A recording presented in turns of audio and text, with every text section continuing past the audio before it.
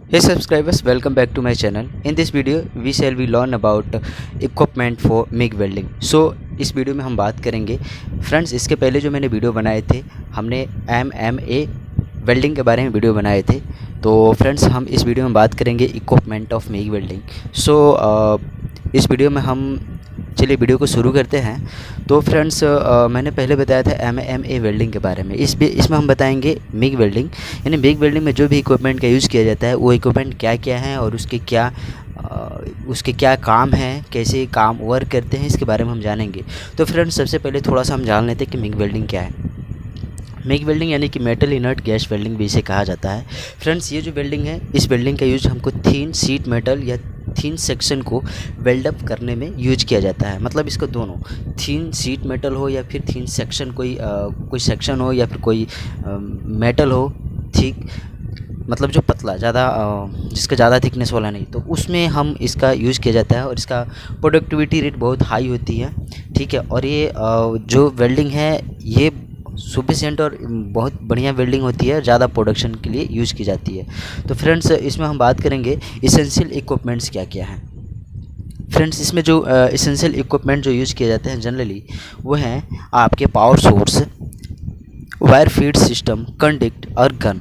तो ये जो चार चीज़ें हैं, इन चार इक्विपमेंट का यूज करके हम इस वेल्डिंग का अंजाम देते, परफॉर्म करते हैं। तो फ्रेंड्स यहाँ पे जैसे कि देख सकते हैं, MIG welding arc is formed between the end of the small diameter wire electrode feed from a spool and workpiece main equipment component। तो इसके बारे में हम जानेंगे। चलिए हम थोड़ा सा नीचे देखते हैं, आप इसका स्क्रीनशॉट लेते जाइएगा। फ्रेंड्स यहाँ पे एक चीज़ हम पढ़ते हैं, the arc weld pool protected from the atmosphere A gas shield. जैसे कि आपको पता होगा कि हम जब MIG वेल्डिंग करते हैं तो उसमें ए शील्डिंग गैस के रूप में हम आर्गन का यूज़ करते हैं, CO2 का यूज़ करते हैं, कहीं कहीं नाइट्रोजन का यूज़ करते हैं, ठीक है ना। तो ये शील्डेड गैस होती है, जैसे कि हम MMA वेल्डिंग में यूज़ करते हैं, जैसे कि हम MIG वेल्डिंग में सेम वैसे ही यूज़ करते हैं। तो फ्रेंड्स यहाँ पे पावर सोर्स के बारे में हम कुछ चीज़ें हम जान लेते हैं कि पावर सोर्स क्या होती है, और पावर सोर्स के बारे में हम मेन चीज़ें जो है हम जानेंगे। यहाँ पे तीन चीज़ें आपको नीचे दिखाई दे रहा होगा, यहाँ पे डीप स्प्रे और पल्स्ड। तो यहाँ पे डीप स्प्रे पल्स्ड क्या है इसके बारे में आपको डीपली बताऊंगा। यहाँ पे पहले हम जानते हैं पावर सोर्स के बारे में थोड़ा सा।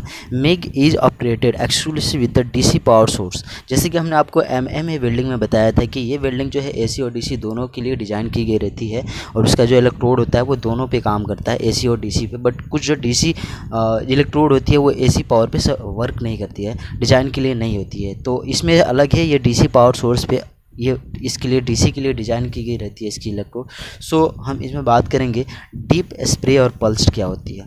तो डीप स्प्रे पल्स को जानने के लिए हम आगे वाले में फाइल में देखते हैं यहाँ पे, ठीक है। जैसे कि आपको यहाँ पे एक चार्ट दिखाई दे रहा होगा।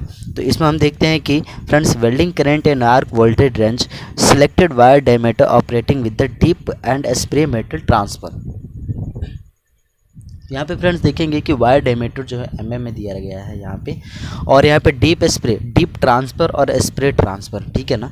तो अगर 0.6 mm का आपका वायर डायमीटर है तो यहाँ पे करंट का हम यूज़ करेंगे 30 से लेकर 80 के बीच में, और जो वोल्टेज रहेगा वो 15 से 18 वोल्ट रहेगा, ठीक है। करंट का यहाँ पे नॉट एप्लीकेबल है, कुछ नहीं है। उसके बाद से अगर आपका वायर डायमीटर 0.8 mm है तो उस कंडीशन में हम डीप ट्रांसफ़र के लिए 45 to 180 एम्पियर का यूज़ करेंगे, और वोल्टेज का 16 to 21 वोल्टेज का यूज करेंगे। फ्रेंड्स यहाँ पे जो है स्प्रे ट्रांसफ़र में 150 to 250 करंट एम्पियर में, और वोल्टेज में 25 to 33 वोल्ट में हम यूज करेंगे।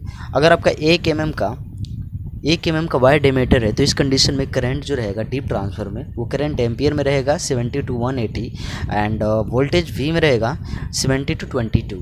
स्प्रे ट्रांसफ़र में फ्रेंड्स यहाँ पे जो है ये रहेगा 230 to 300, और वोल्टेज में 26 to 35।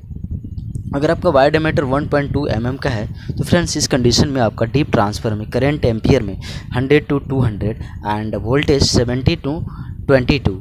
एंड यही स्प्रे ट्रांसफ़र में अगर बात करें तो 250 to 400 एंड वोल्टेज में 27 to 35 रहेगा। अगर 1.6 mm का वायर इलेक्ट्रोड है का, तो इस कंडीशन में डीप ट्रांसफ़र में 120 to 200 और वोल्टेज में 118 to 22 यूज किया जाएगा। स्प्रे ट्रांसफ़र में 250 to 500 एंड 30 to 40 ये वोल्टेज में है। तो फ्रेंड्स ये चीज़ें जो है हम जान लेंगे। वायर फीड सिस्टम क्या होती है। तो वायर फीड जैसे कि आप वेल्डिंग कर रहे हो फ्रेंड्स, तो उस कंडीशन में हम वायर इलेक्ट्रोड का यूज़ करते हैं, ठीक है ना।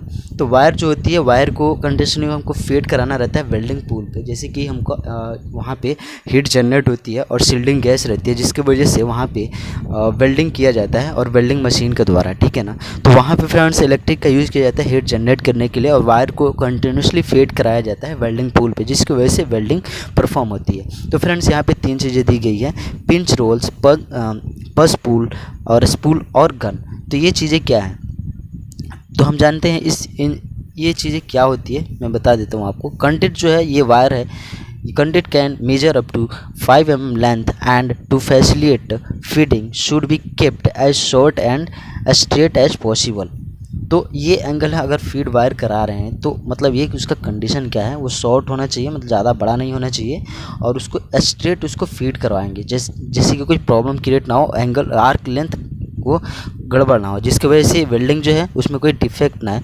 Full angle length conduct and intermediate pull system can interested it has a internal linear made either sparely wood, steel, hard wire, steel, stainless steel, titanium, nickel और PTFE soft wire, aluminium, copper. तो इन wire feed जो होता है इन material का में use किया जाता है बनाने के लिए। उसके बाद से हम गन देखेंगे। गन जो है फ्रेंड जिसे हम वेल्डिंग करते हैं तो वहाँ पे एक नोजल रहता है। तो हम दो तरीके का गन होता है। एक तो उसमें शिल्डिंग गैस का यूज़ किया जाता है, और दूसरा जो होता है जैसे कि मैं आपको यहाँ पे बताना चाहूँगा, in additional to directing the wire the joint the welding gun fulfills two important functions: transfer the welding current to the wire, provide the gas shielding, arc and weld pull। तो ये चीज़ें हैं जहाँ से हमको इलेक्ट्रिक को पास कराते हैं और शील्डिंग गैस पास कराया जाता है, जिस इक्विपमेंट के द्वारा उसे गन कहते हैं। तो गन का यूज़ किया जाता है वेल्डिंग करने के लिए। तो ये जो है दो टाइप का होता है, एयर कूल्ड और वाटर कूल्ड होता है। फ्रेंड्स एयर कूल्ड में जो रहता है, guns rarely shielding gas passing through the body, cool nozzle and having a limited current carrying capacity. This suited the light dirty work, although air cooled guns are available with current rating up to 5 ampere. Water cooled guns are performed a high current level, especially a high dirty circuit। तो आपका जो water cooled है उसको high dirty अगर काम हो, high ज़्यादा बड़ा काम हो, तो उसके लिए उसका यूज़ किया जाता है फ्रेंड्स, ठीक है। तो ये दो टाइप का गन है, एयर कूल्ड और वाटर कूल्ड। तो हम एयर कूल्ड का यूज़ करते हैं हम लोग फ्रेंड्स। इसके बाद से हम देखेंगे प्रिवेंटिव इक्विपमेंट्स क्या होती है। तो प्रिवेंटिव इक्विपमेंट जैसे कि जो वेल्डर है वो अपना जो फेस शील्ड होता है फ्रेंड्स, उसमें जो एक ग्लास लगा रहता है, तो ग्लास का एक नंबर आता है। कई प्रकार के ग्लास होते हैं जैसे कि 10 नंबर, 11, 12, 13, 14 और 15 होते हैं। तो किस ग्लास का कहाँ कहाँ पे यूज़ करना था वो देख लेते हैं फ्रेंड्स। यहाँ पे जैसे मिग और मेग वेल्डिंग है, जैसे कि इसके पहले वीडियो में मैंने मेग वेल्डिंग बताया, सॉरी एमए वेल्डिंग बताया था। तो ये मिग वेल्डिंग और मेग वेल्डिंग ये दोनों में क्या क्राइटेरिया है उसके बारे में हम बात करते हैं फ्रेंड्स यहाँ पे। तो वेल्डिंग करंट एम्पियर में रहेगा। अगर मिग हैवी मेटल का है, मिग वेल्डिंग अगर हैवी मेटल में कर रहे हैं तो यहाँ पे शेड ग्लास का जो शेड नंबर है वो 10 यूज करेंगे। अगर मिग हैवी मेटल है अंडर 100 तो वहाँ पे 10 का यूज करेंगे। मिग लाइट मेटल के लिए अंडर 100 है और मिग वेल्डिंग में अंडर 80 है, तो उसके लिए हम 10 का यूज करेंगे फ्रेंड्स, ठीक है।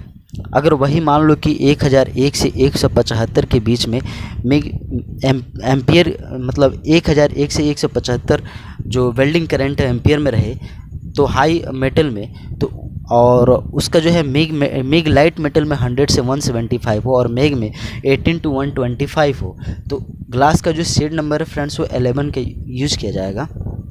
वही मान लो कि वेल्डिंग करंट जो है वो 175 से 300 एम्पियर के बीच में हो मिग हैवी मेटल के लिए, और मिग लाइट मेटल में 175 से 150 के बीच में हो और मेग वेल्डिंग में 125 से 175 के बीच में हो तो ग्लास का जो शेड नंबर है वो 12 होगा। ठीक है, वही मान लो कि मेग हैवी मेटल में अगर एम्पियर जो है 300 से 500 के बीच में है और मेग लाइट मेटल में 250 से 350 के बीच में है और मेग वेल्डिंग में 175 से 300 के बीच में है तो ग्लास का जो शेड नंबर है वो 13 है, 13 यूज़ किया जाएगा फ्रेंड्स। ठीक है, तभी सूटेबल रहेगा।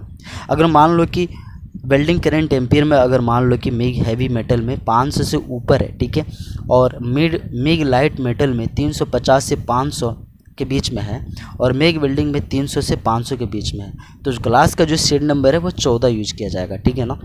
लास्ट में हमारा अगर ये तो मेग हैवी मेटल में अप्लीकेबल नहीं है, ठीक है, और वेल्डिंग करंट एम्पियर में जो अप्लीकेबल है सिर्फ मेग लाइट मेटल में, तो अगर 500 से ऊपर है और मेग में 450 से ऊपर है तो ग्लास का जो शेड नंबर है फ्रेंड्स वो 15 यूज़ किया जाएगा। ठीक है, तो फ्रेंड्स मैं बता दूं कि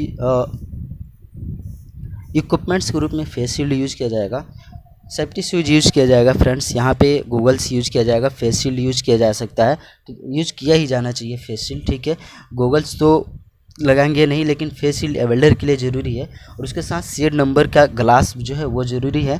ठीक है, यहाँ पे वेल्डिंग सूट जो है वो ज़रूरी है। तो ये सारे वेल्डिंग इक्विपमेंट्स का यूज़ करते हुए हम वेल्डिंग करेंगे तो कोई हैजर्ड नहीं होगा। तो फ्रेंड्स ये तो रहा इक्विपमेंट्स ऑफ मेग वेल्डिंग। सो आगे हम वीडियो में बात करेंगे एक नए इक्विपमेंट ऑफ वेल्डिंग के बारे में। तो फ्रेंड्स इस वीडियो में इतना ही, और वीडियो में अगर अच्छा लगा और समझ में आ गया होगा तो आप लाइक ज़रूर कीजिएगा और मुझे फीडबैक ज़रूर दीजिए friends. And thank you for watching.